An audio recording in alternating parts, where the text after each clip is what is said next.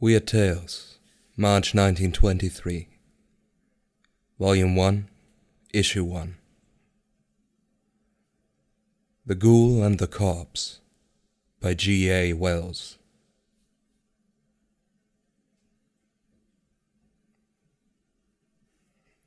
This is Chris Bonner's tale, not mine.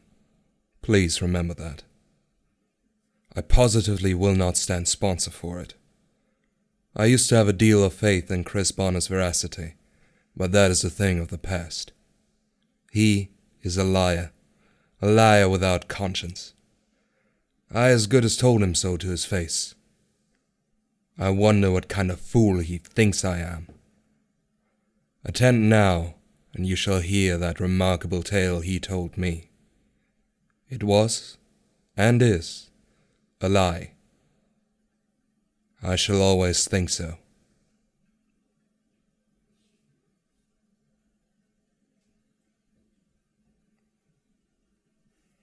He came marching into the igloo up there at Aurora Bay.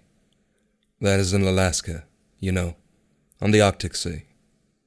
I had been in the backcountry trading for pelts for a New York concern, and due to bad luck I didn't reach the coast until the third day after the last steamer out had gone. And there I was marooned for the winter, without chance of getting out until spring, with a few dozen ignorant Indians for companions.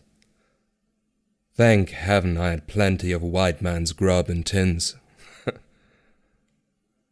As I said, here came Chris Bonner, marching in on me the same as you would go down the block a few doors to call on a neighbor. "And where the devil did you drop in from?" I demanded, helping off with his stiff parka. "Down there," he answered, jerking an elbow toward the south. "Let's have something to eat, McNeil. I'm hungry as hell. Look at the pack, will you?" I had already looked at the pack he had cast off his shoulders to the fur-covered floor of the igloo. It was as lean as a stout hound. I heated a can of beef bouillon and some beans, and made a pot of coffee over the blubber-fat fire that served for both heat and light, and put these and some crackers before my guest. He tore into his meal wolfishly. "Now a pipe and some tobacco, McNeil," he ordered, pushing his empty dish aside. I gave him one of my pipes and my tobacco pouch. He filled and lighted up. He seemed to relish the smoke. I imagined he hadn't one for some time. He sat silent for a while, staring into the flickering flame. "Say, McNeil," he spoke at length, "what do you know about a theory that says, once on a time this world of ours revolved on its axis in a different plane? I've heard it said that the earth tipped up about 70 degrees. What do you know about it?" That was a queer thing for Chris Bonner to ask.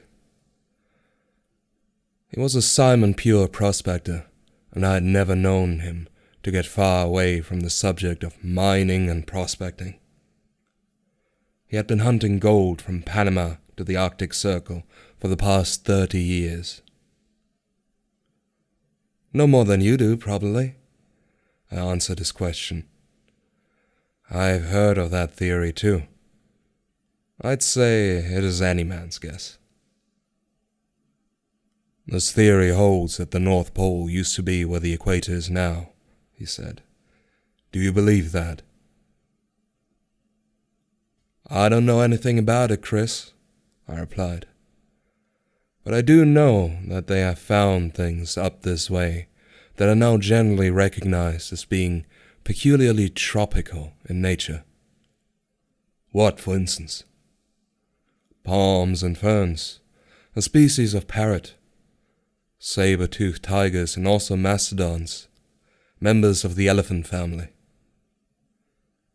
All fossils and parts of skeletons, you understand? No human beings, McNeil? Any skeletons or fossils of those up this way? Never heard of it. Prehistoric people are being found in England and France, however. Huh, he said. He pondered, puffing at his pipe, his eyes on the fire. He looked perplexed about something. Look here, McNeil, he said suddenly. Say man dies. He's dead, ain't he? No doubt about it. I laughed, wondering. Couldn't come to life again, eh? Hardly. Not if he were really dead. I've heard of cases of suspended animation. The heart apparently quits beating for 1, 2, possibly 10 minutes. It doesn't in fact, though. It's simply that his beating can't be detected. When a man's heart stops beating, he's dead. Bonner nodded. Suspended animation, he muttered, more to himself than to me. That must be it. That's the only thing that'll explain it. Nothing else will. If it could cover a period of 10 minutes, why not a period of 20? Or even 100,000 years? If you'd like to turn in and get some rest, Chris, I'll fix you up, I broke in. He caught the significance of my tone and grinned. You think I'm crazy, eh? I'm not. It's a wonder, though, considering what I've seen and what Here, let me show you something.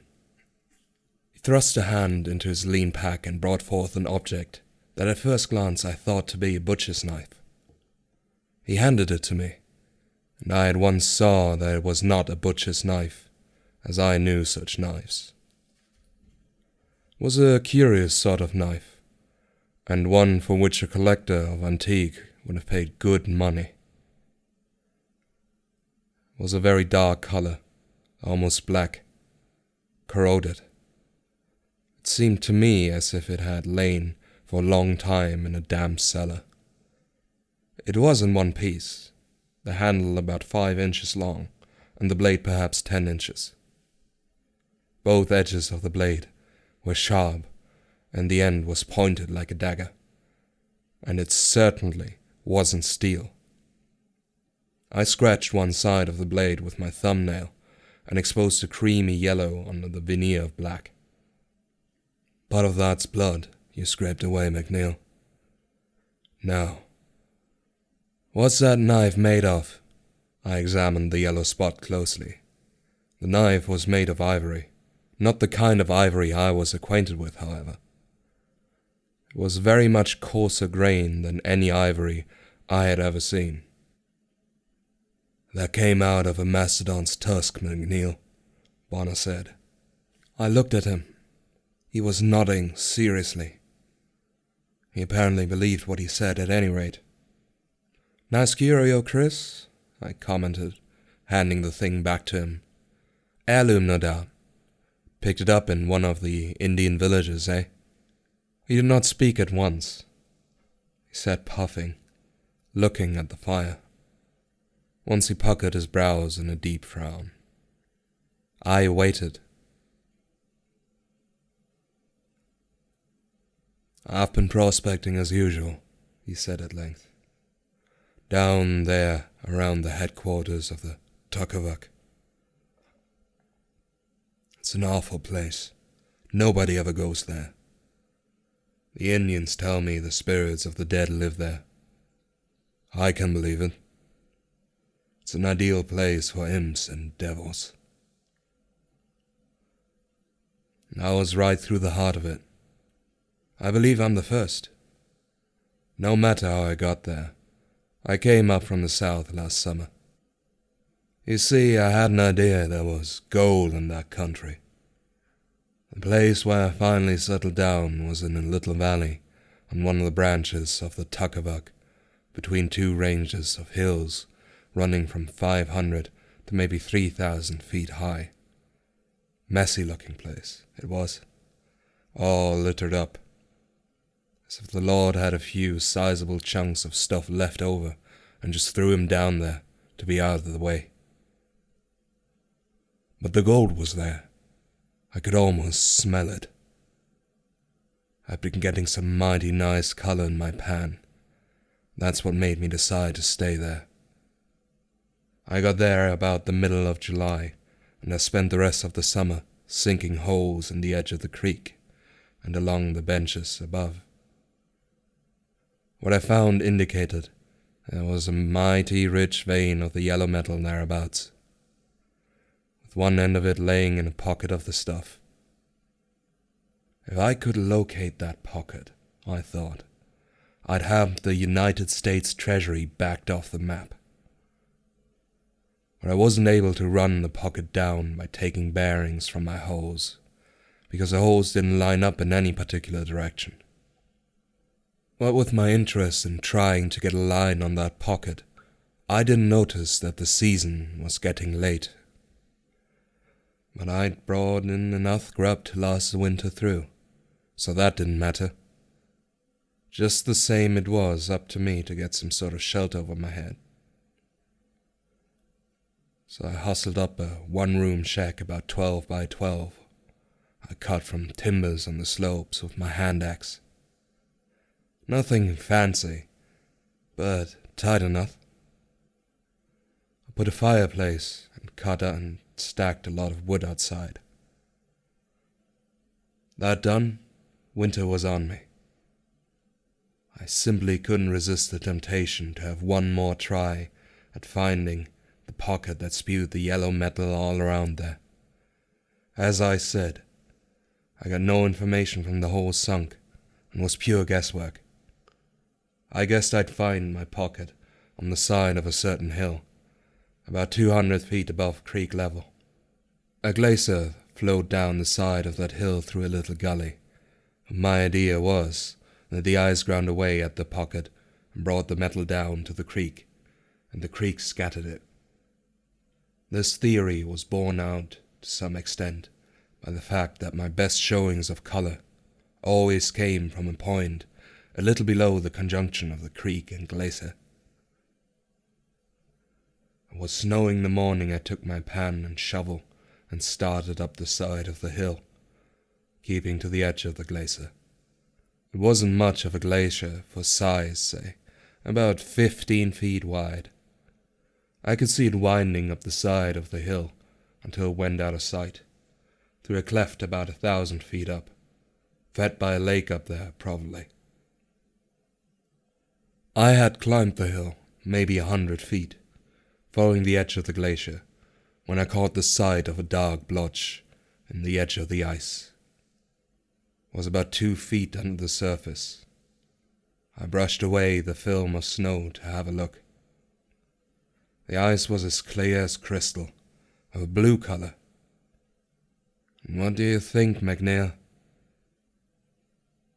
It was a man's body. He paused and gave me a quick glance.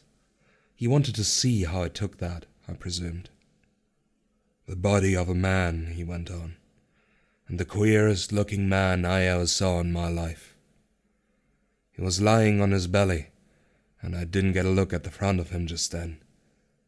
But I knew it was a man, all right. He was covered all over with long hair like a bear, say. Not a stitch of clothes. What did you do? I asked. Why, I was that surprised I let my pan and shovel drop and stared at the damn thing with the eyes near popping out of my head. What would anybody do, finding a hair-covered thing like that frozen in a glacier? I won't deny I was a bit scared, McNeil. Well, I stood there, staring at the thing for I don't know how long.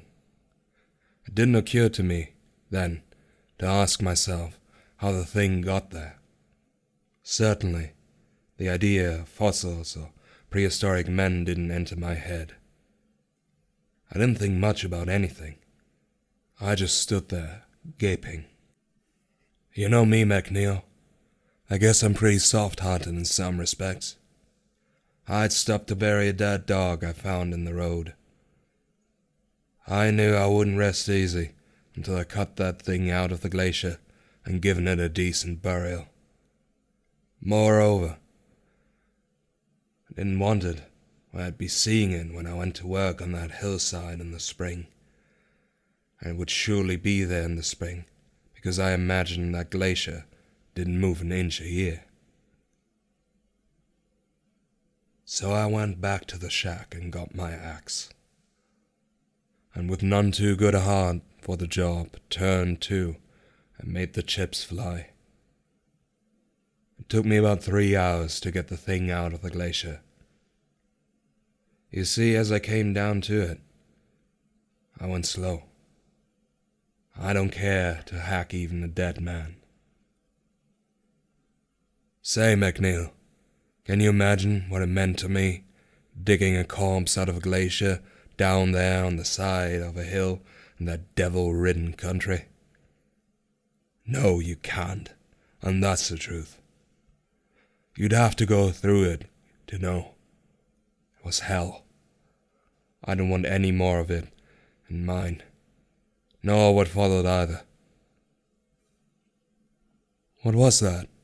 I asked, when he deliberated. You hear, he answered, and went on. I got the thing out at last, little chunks of ice clinging to it, and dragged it ashore. If a glacier has a shore. It froze me to look at the thing with those little chunks of ice sticking to the long hair. Once at Dawson I'd seen a man pulled out of the Yukon, ice clinging to him. That was different though. At Dawson there was a crowd to sort of buck a man up. Turned the thing over on its back to see what it looked like in front. Well, I said, you seen apes, McNeil? This thing looked like that, I countered, beginning to connect up his first queer questions with what he was telling me. You don't mean it, Chris. I'm telling you, he nodded solemnly. An ape man. That's what it was. More man than ape, if you ask me. For instance, the face was flatter than an ape's, and the forehead and chin were more pronounced. The nose was flat, but it wasn't an ape's nose, and the hands and feet were like those of a man. Oh, it was a man, all right. The thing that convinced me, I think, was the knife gripped in its hand. The knife you have there? I inquired. This very knife, he answered. What then, Chris? I urged him to go on. I had a good look at that thing and started for my shack. Yes, McNeil, I ran, and I'm not ashamed to say so. It scared me. Ugliest thing I ever saw. Eyes wide open, glaring and glinting, and the thick lips parted to show the nastiest set of fangs I ever saw in the mouth of a man or beast. Why, I tell you, the damned thing looked alive. No wonder I scooted. He would have done the same. Anybody would. Back in the shack, I sat down on my bunk to think it over, and it was a while I sat there trying to puzzle it out that I remember that theory about the earth tipping over. That gave me a hint of what I had run up against. Of course, I'd heard about fossils and parts of skeletons of prehistoric men being found. Had I found not a fossil or part of a skeleton, but a prehistoric man himself? That knocked the wind out of me. If that were the case, my name would go down in history, and I would be asked to give lectures before scientific societies and such. Consider it, McNeil. I tell you, I couldn't quite grasp the thing. It was incredible. There I was, in this year of our Lord, with the intact corpse of a man who had lived God only knows how many centuries ago. That body, understand, could well be the key to the mystery of the origin of mankind. It might be possible to settle the Darwinian theory forever, one way or the other. It was pretty serious business for me, don't you see? Well, I decided to preserve the thing until I could get out and make a report of the find. But how to preserve it? Of course, if I had left it in the glacier, it would have kept indefinitely, like a side of beef in cold storage. I was afraid to put it back in the hole in the glacier and freeze it again with the water I carried from the creek. The creek water might exert some chemical action that would ruin the thing. And if I let it lay where it was, the snow would cover it, form a warm blanket, probably cause it to decompose. Then I'd have nothing left but the skeleton. I wanted to save the thing just as I'd found it. Maybe the scientists would find a way to embalm it. I finally hit on the plan keeping it in an ice pack. That would turn the trick until the weather took on the job. It hadn't turned bitter cold yet. I tell you, it was a nasty job keeping that thing iced with the chunks I chopped from the glacier. And to make it worse, the weather stayed moderate for a couple of weeks. Then, suddenly, the mercury in my little thermometer went down with a rush and got stinging cold. I carried the thing to the shack and stood it up against the wall outside where it couldn't be covered with snow and lashed it there. Can you imagine me going to sleep in my bunk in the shack every night after that, with that thing standing against the wall outside, not 2 feet away? Of course you can't. It frazzled my nerves, and more than once I was tempted to cut a hole in the ice on the creek and chuck the damn thing in where I'd never see it again. But no, I had to save it for the scientists and get my name in history. That idea got to be an obsession with me. I knew well enough that if ever I told people the tale I'm telling you now, without some proof of it, I'd get laughed at. No doubt about it, I sneered. The days went by, he continued, ignoring my sneer. And more that thing outside kept getting on my nerves. The sun went south, and from one day to another, I never saw it. The never-ending night was bad enough, but when you add the northern lights and the howling of the wolves, you got a condition that breaks a man, if he's not careful. Furthermore, there was that ugly-looking devil outside to think about. I was thinking about that thing constantly, and got so I couldn't sleep. If I shut my eyes, I'd see it, anyhow, and if I went to sleep, I'd have a nightmare over it. Now and then I'd go out and stand there in the starlight or the aurora looking at it. It fascinated me, yet the sight of the thing gave me the creeps. I finally began taking a club or my rifle along when I went to look at it. Got afraid the thing would come alive and try to murder me with that knife. And that's the way of things for maybe 3 months and more. My thoughts, all the time, on that thing outside.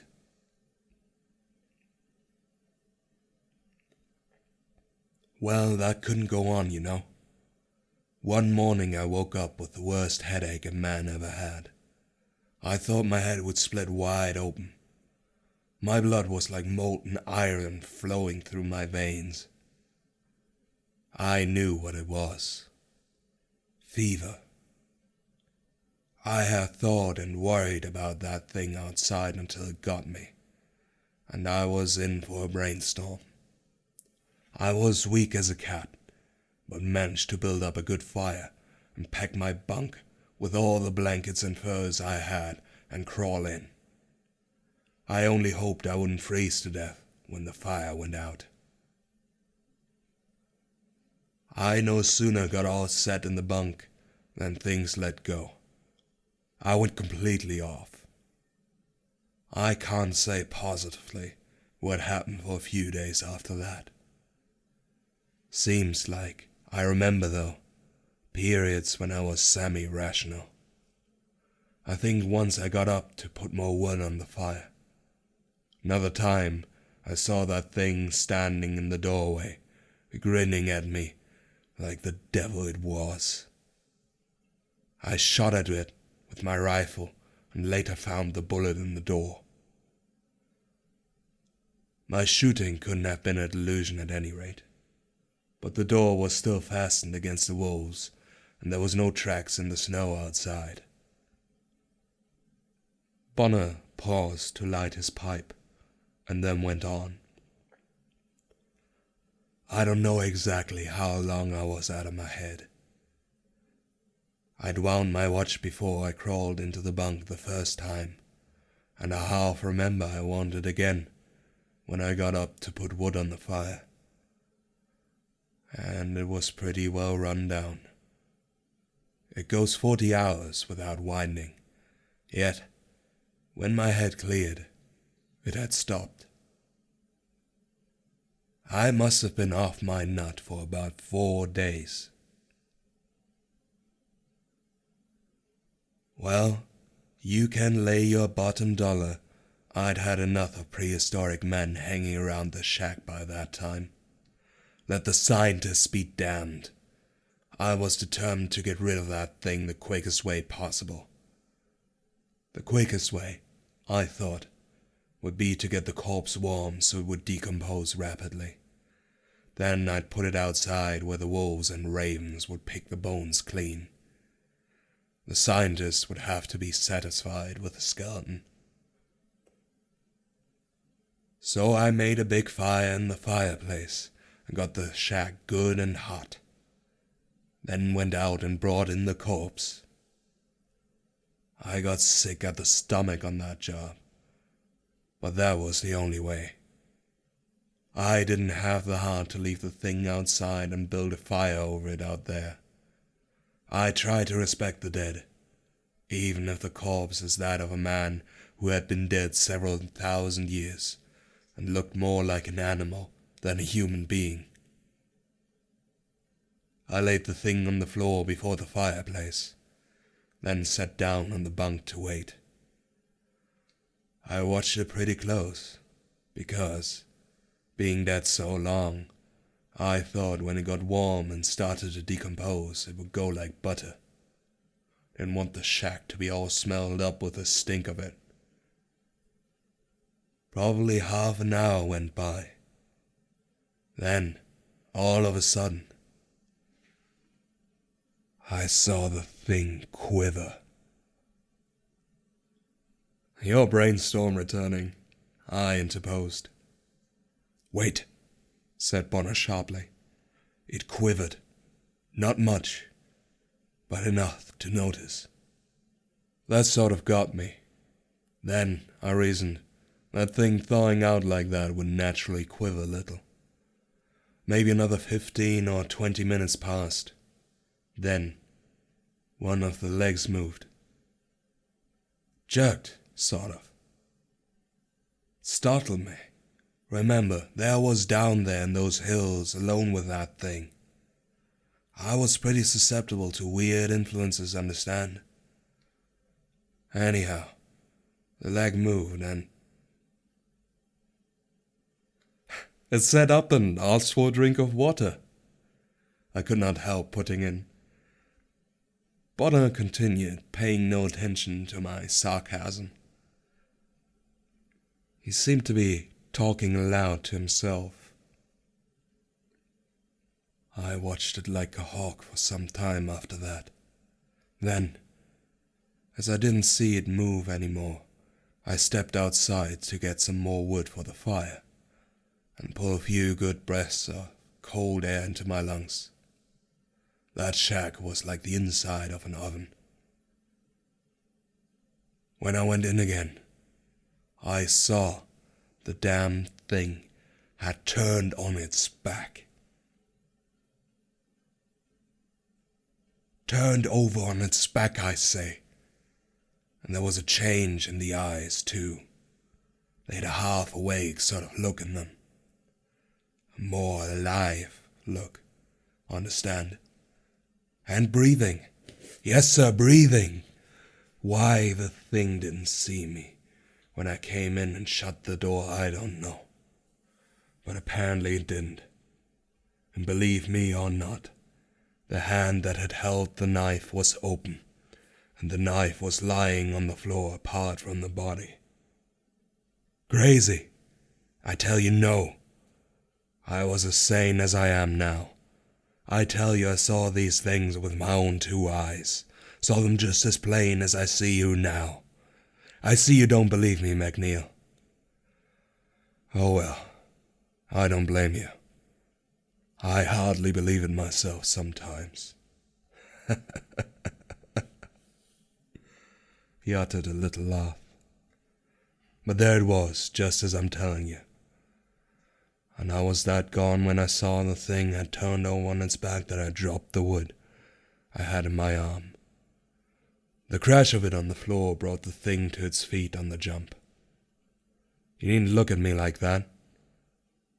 I tell you it did. I take my oath it did. There it was, crouched like a panther, ready for the spring. The eyes of it flashing like the fire, its lips pulled back tight across the gums, and the yellow fangs showing. Can you see that? No, you can't. Bonner made an expressive gesture with one hand. Remarkable, but the thing hadn't seen me yet. It was looking at the fire. It was half turned toward me, so I could see that. Suddenly, it screamed in outlandish gibberish and leaped to the fireplace and tried to gather an armful of flames. I take it the thing had never seen fire before. Didn't know what it was. Probably imagined it some kind of wild animal.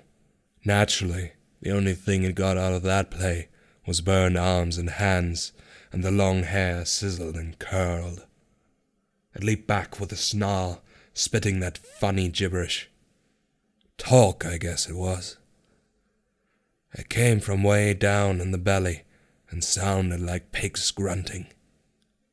I tell you, McNeil, I was fair dazed. But I had the sense left to try help myself. My rifle was leaning against the bunk, and I made a quick dive for it. Then, apparently the thing saw me for the first time. The way it glared at me with those glittering eyes was a caution. I didn't stop to argue. I snatched up the rifle, cocked it, and made a snapshot. The bullet caught the thing in the left breast, and blood gushed. Of course you don't believe it, but blood, I tell you, gushed from the breast of that thing that had been frozen in a glacier for thousands of years.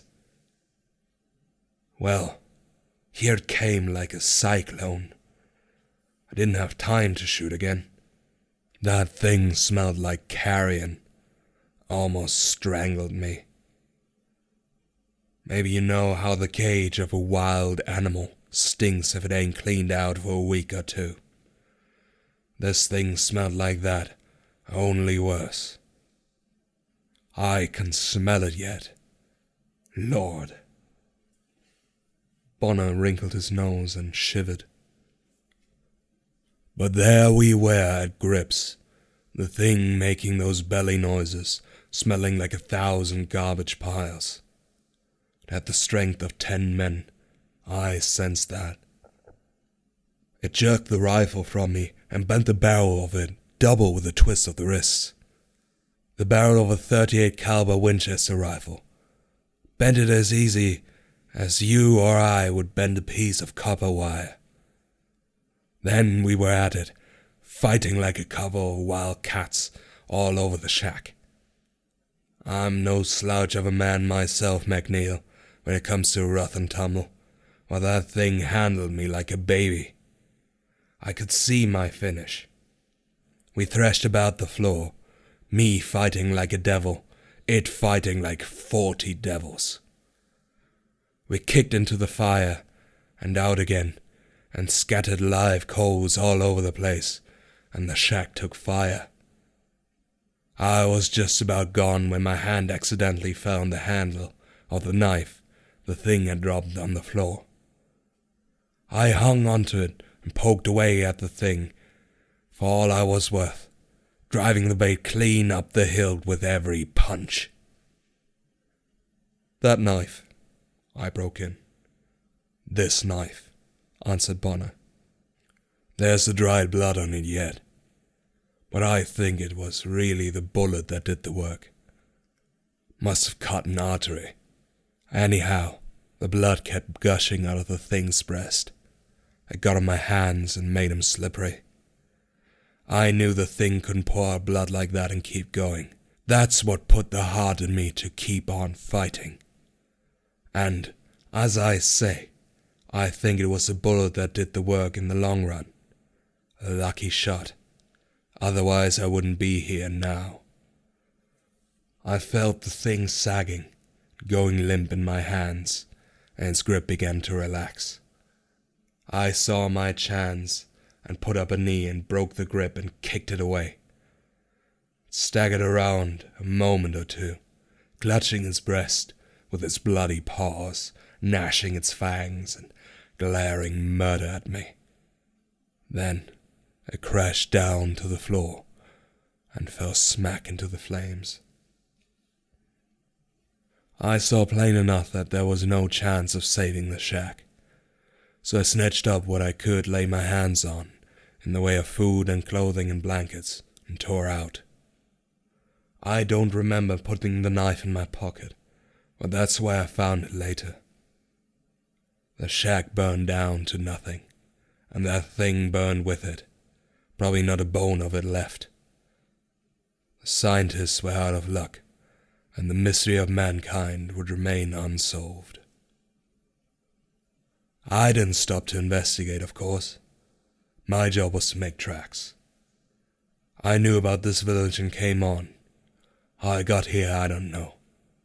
This is a terrible country to cross afoot in the winter.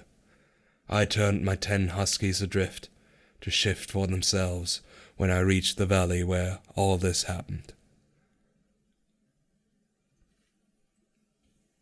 I didn't have the grub to keep them going.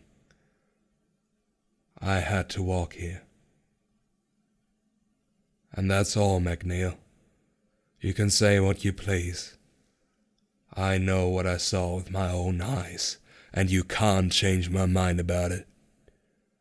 Suspended animation? Yes, for a period covering many centuries. It would be a mighty fine thing if we could picture what happened away back there when this old earth tipped over. Perhaps we'd see a man that was half ape, crossing a creek with a knife in his hand on the way to murder an enemy sleeping on the opposite bank. Then, suddenly the earth tipped over. Climatic conditions in those days were such as to freeze things up in a flash. Things are held in the grip of the ice, just as the dust and lava held them in the days of Pompeii and... Well, who's to say what happened? Anything was possible. We don't know the conditions of those days. Anyhow, here I come, thousands of years later, and dig a man with a knife in his hands out of a glacier. I heat his body in order to decompose the flesh. Instead of decomposing, he comes to life and I have to kill him. He's been hibernating in a glacier for centuries. I don't know what to think about it. Bonner refilled and lighted his pipe, and looked at me questioningly. Chris, I said, I'll tell you frankly, I don't believe a word you have said.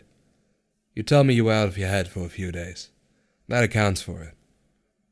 You had the gym jams and imagined all that, then tried to spring it on me as actual fact.